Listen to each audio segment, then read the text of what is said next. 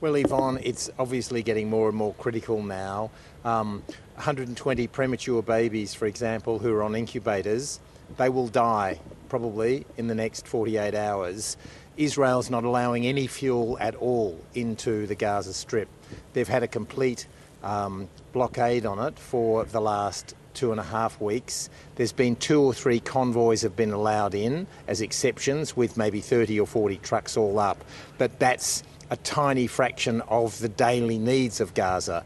So as many as 1,000 people, the rescue workers say, hundreds of people at least, trapped under rubble, some alive, some dead.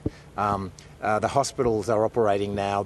People are coming in with burns from the bombs that are dropping, and they're saying that 70% of the people coming in have burns to 40% or more of their body, but they've run out of bandages, so they can't dress them, and every day or two you need to change bandages so the burns don't get infected.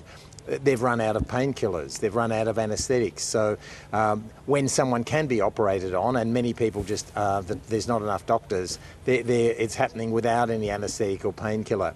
So there's some people in there, children as well, who haven't eaten or had anything much to drink for 2.5 weeks. So look, it's absolutely critical, but you know, they're simply not allowing any fuel to go in there. Israel says if we allow fuel to go in, it will be used by Hamas. But surely the UN or someone can do a deal whereby the fuel goes simply to the hospitals so that those generators, those incubators can keep running.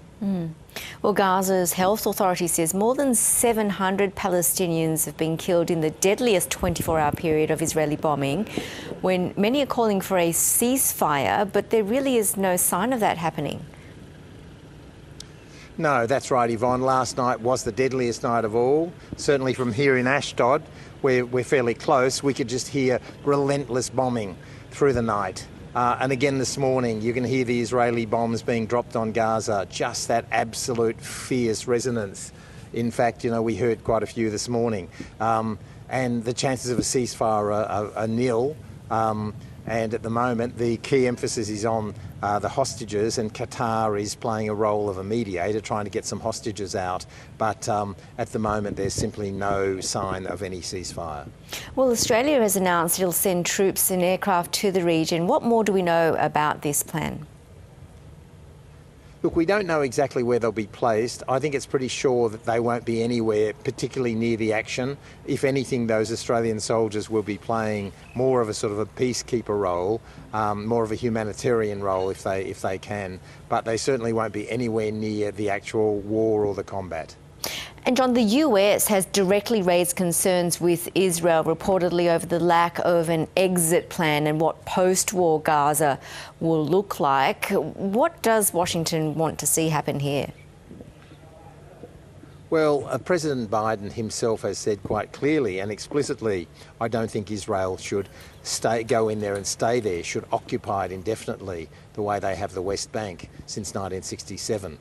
So he's saying, he didn't use that reference, but Israel's been in the West Bank as an occupier since 1967. Joe Biden is saying, I don't think they should occupy Gaza. So the concern of a lot of military strategists, like, for example, General David Petraeus, the former American commander, he's saying if they get in there and, you know, they kill Hamas or rid the place of Hamas, which is the mission, what happens then?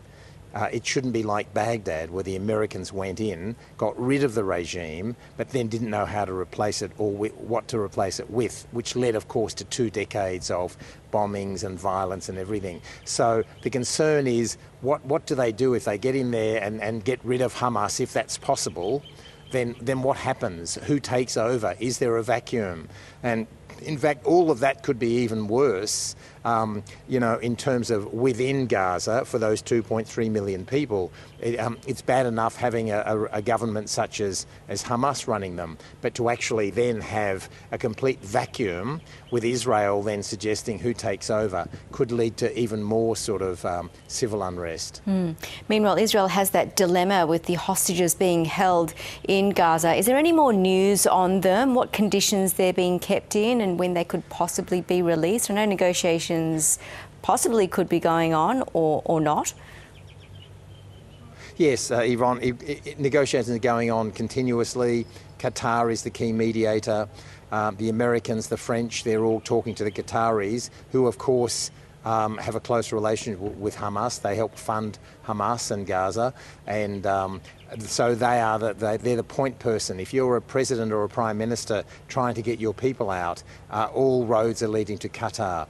There was a suggestion here in Israel about a day ago that there might be a deal where 50 hostages are released in one. That hasn't eventuated, but Hamas, I think, is being quite sort of strategic in what they're doing with Qatar. They released 2 last week, 2 Americans, mother and daughter. Then 3 days later, 2 more, this time 2 elderly Israeli women. And so I think Hamas is trying to have this drip effect so that the world keeps putting pressure on the Israelis not to go in, not to have a ground offensive, in the hope that they might get more hostages out. John Lyons in Ashdod, thank you. Thank you.